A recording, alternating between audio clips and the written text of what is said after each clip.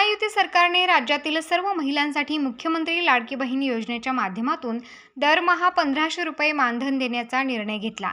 तेव्हापासून महाविकास आघाडीच्या नेत्यांच्या पोटात मोठा गोळा उठला असून त्यांची बत्ती गुल झाल्यात जमा आहे। त्यांनी थेट न्यायालयात याचिका दाखल करून या योजनेवरच आक्षेप घेतला आहे।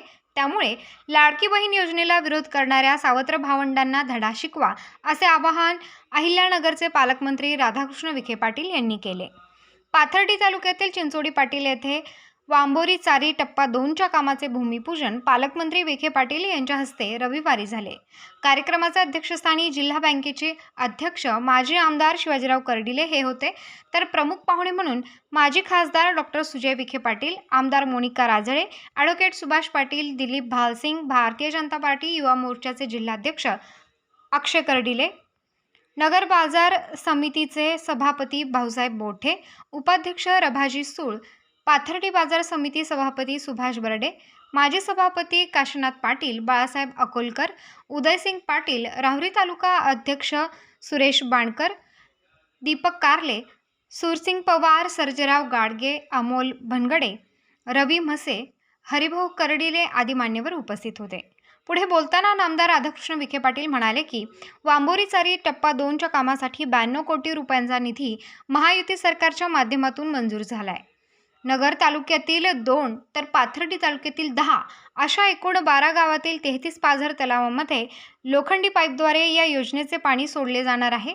लवकरच या योजनेचे काम पूर्ण होईल। वंचित गावांचा टप्पा 3 मध्ये समावेश करून उर्वरित गावांनाही मुळा धरणातून वांबोरी चारीद्वारे पाणी देण्यात येऊन दुष्काळी भागातील संपूर्ण क्षेत्र बागायती करून त्याचे नंदनवन होईल असा आत्मविश्वास मंत्री विखे पाटील यांनी व्यक्त केला आहे। ते पुढे म्हणाले की 1991 मध्ये तत्कालीन मुख्यमंत्री असलेल्या जाणत्या राजांनी वांबोरी चारीच्या नावाखाली राजकारण केले, परंतु या भागातील सुज्ञ शेतकऱ्यांनी त्यांचे हेलिकॉप्टर देखील या भागात उतरू दिले नाही, अशा शब्दात ज्येष्ठ नेते शरद पवार यांच्यावर निशाणा साधला। मी खासदार असताना नगर दक्षिण मतदारसंघातील प्रश्न सोडवले। मतदारसंघात 10,000 कोटी रुपयांची विकास कामे केली, त्यामुळे अनेक वर्षांपासून रखडलेली कामे मार्गी लागली। मतदान हे विकासावर झाले पाहिजे, जातीच्या आधारावर नको आणि काहींनी त्याचा फायदा उचलला। किमान आता तरी या भागाच्या विकासासाठी योग्य डॉक्टरला न्याय द्या, अशा शब्दात माजी आमदार डॉक्टर सुजय विखे यांनी आपल्या भावना व्यक्त केल्या। प्रसंगी एकनाथ आटकर, पुरुषोत्तम आठरे, अनिल गीते, वैभव खलाटे, सुनील परदेशी, गणेश पालवे, संतोष शिंदे, डॉक्टर बबनराव नरसाळे, साहेबराव गवळी, पोपटराव कराळे, जिजाबापू लोंढे, दिगंबर कराळे, शिवाजी पालवे, बाबाजी पालवे, सुरेश चव्हाण यांच्यासह पाथर्डी व नगर तालुक्यातील लाभधारक शेतकऱ्यांसह राहुरी तालुक्यातील ग्रामस्थ उपस्थित होते।